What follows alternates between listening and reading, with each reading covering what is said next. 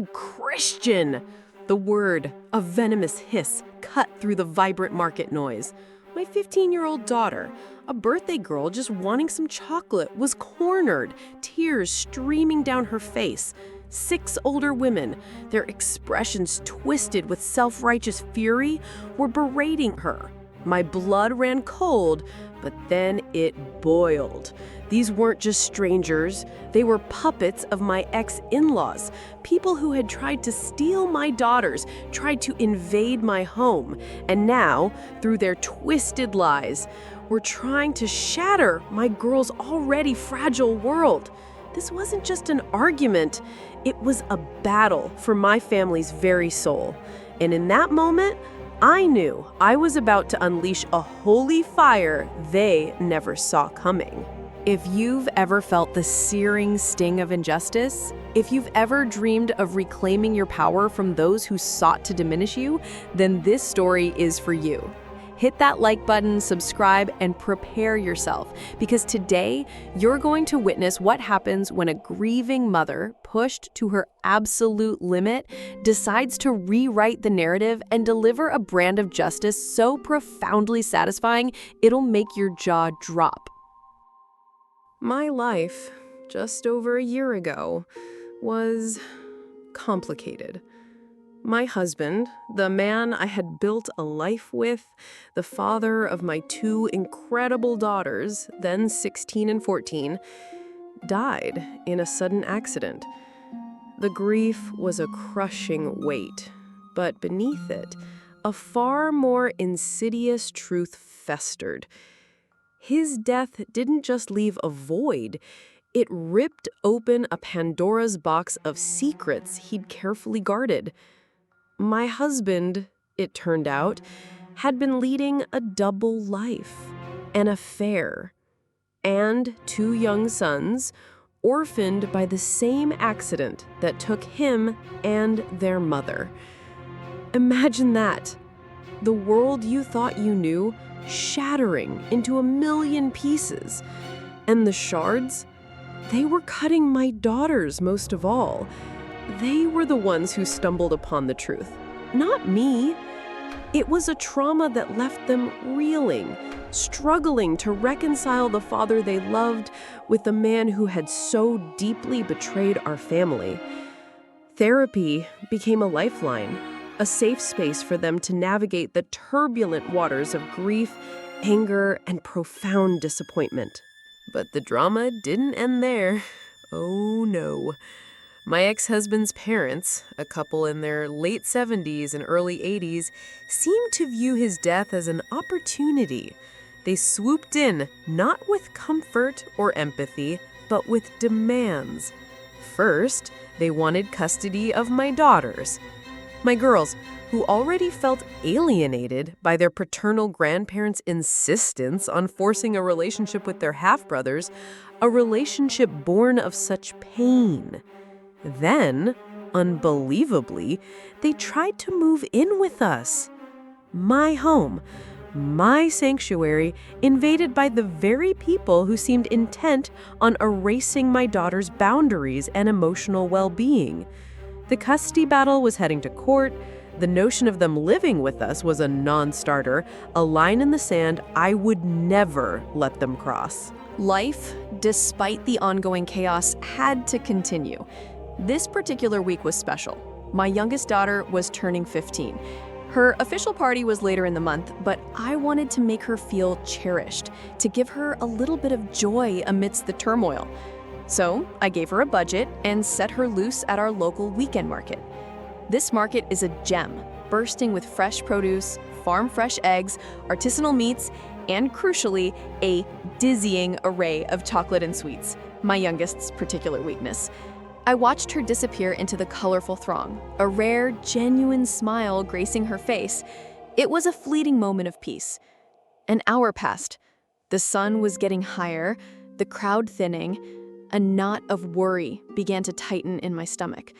I was just reaching for my phone, about to call her, when she called me. Her voice was a ragged whisper, choked with sobs. "Mom, strange people. They've cornered me." My heart went cold. I grabbed my oldest daughter, a surge of primal protectiveness flooding through me.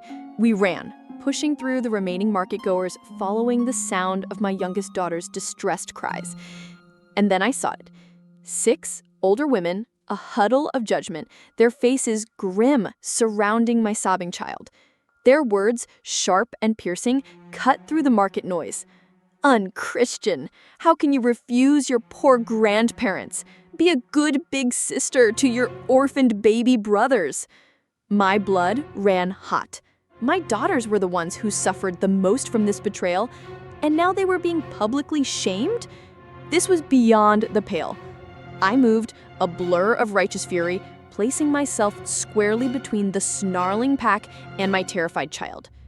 Go, I told my oldest, my voice deceptively calm, though my insides were roaring. Pay for her things, get to the car. Now. As my oldest daughter, bless her, hustled her shaking sister away, I turned back to the self-appointed jury.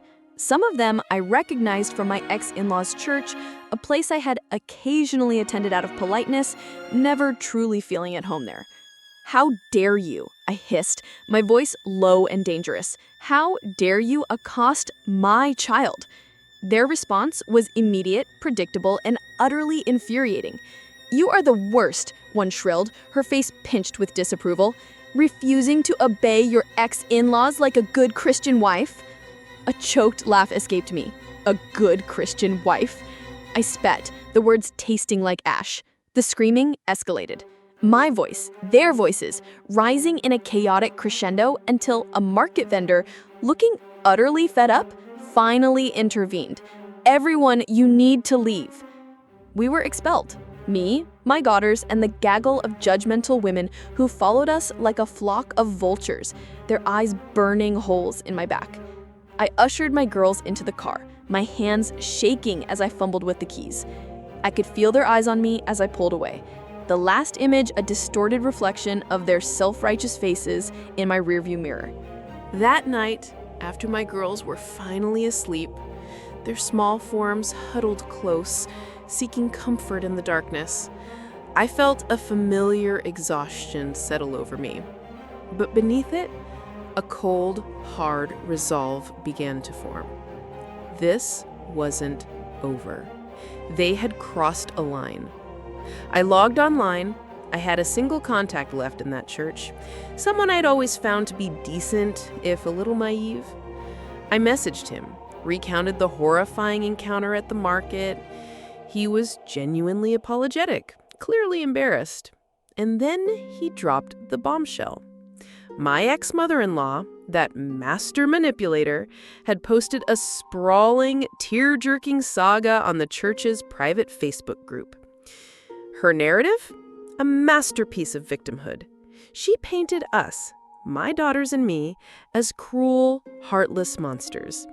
She claimed we were leaving them homeless and penniless, despite the fact they'd inherited my ex's personal bank account and his life insurance policy. She wailed about how my daughters refused to speak to them, how we were the reason she'd lost her grandsons. The affair children, who were now living with distant relatives of my ex-husband. It was a sob story so saccharine, so perfectly crafted for sympathy, it could have been a Hallmark movie script. And of course, the more extremist members of their congregation were eating it up, showering her with love and support. This church, for all its annoying tendencies, particularly their rigid stance on LGBTQ+ issues, had one saving grace, one deeply ingrained moral compass point. Cheating was an absolute anathema. A husband cheating, a wife cheating, it didn't matter. It was a cardinal sin. So how had my ex-mother-in-law spun a tale about affair children without implicating her beloved son? She claimed the other woman was a surrogate. Yes, you heard that right. She spun a fantastical yarn about me being unable to have more children, and then the truly disgusting accusation that I didn't want the babies because they were boys.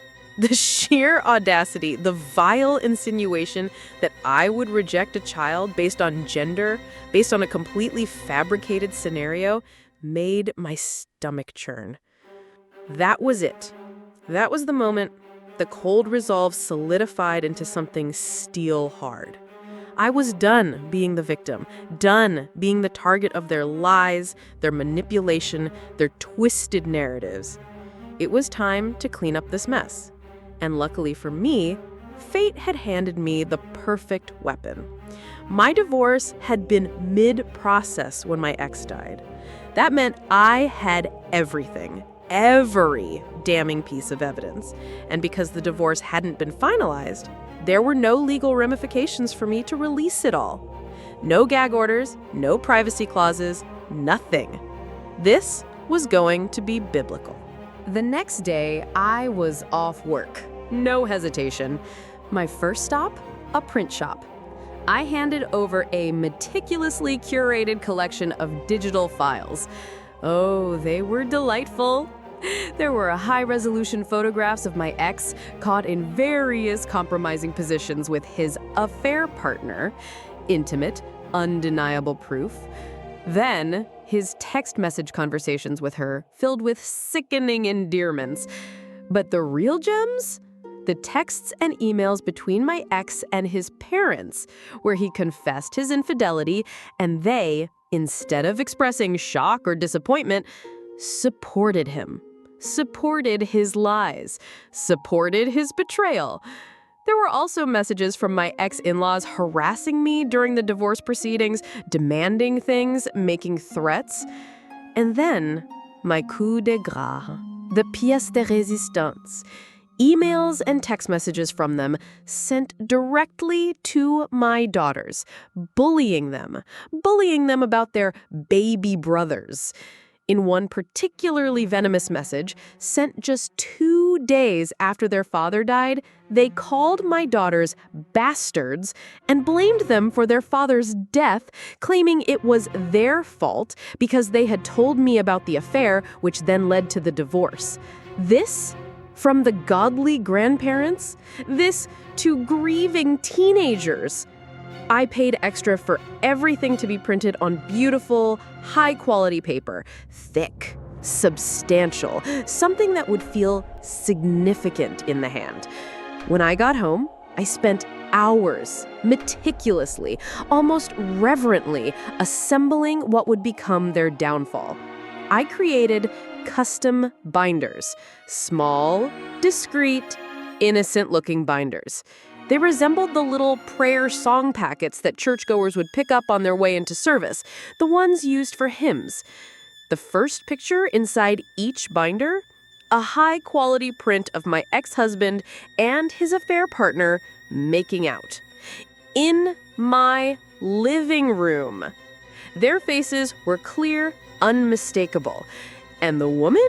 She looked nothing like me. Different skin tone, different hair color.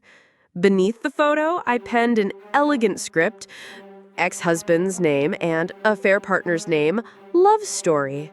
I carefully placed these little packages of truth on the desk at the back of the church, the one overflowing with those innocent hymn books.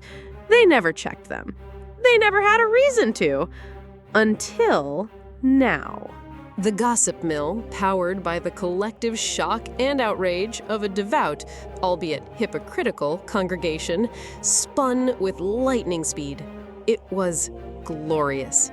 I pictured it all. Someone, perhaps an elderly woman with an eagle eye, grabbing what she thought was a hymn book, opening it, her eyes widening, a quiet gasp.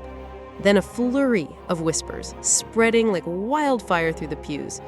The hushed reverence of a Sunday service dissolving into a cacophony of outrage and scandal.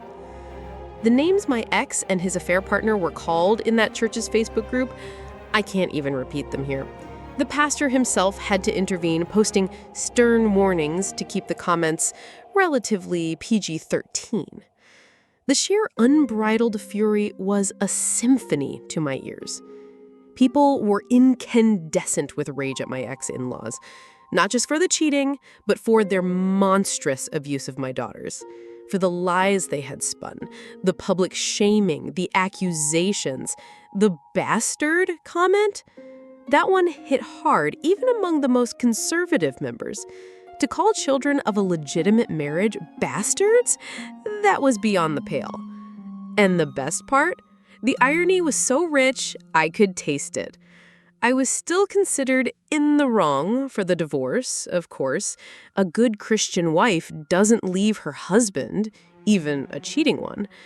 But, and this was the crucial shift, it was now understandable that I had failed on my duties after the shock. And get this, I possibly will one day return to the light, unlike my cheating husband and his Jezebel. Jezebel. They used another word I can't say on camera, but you can imagine.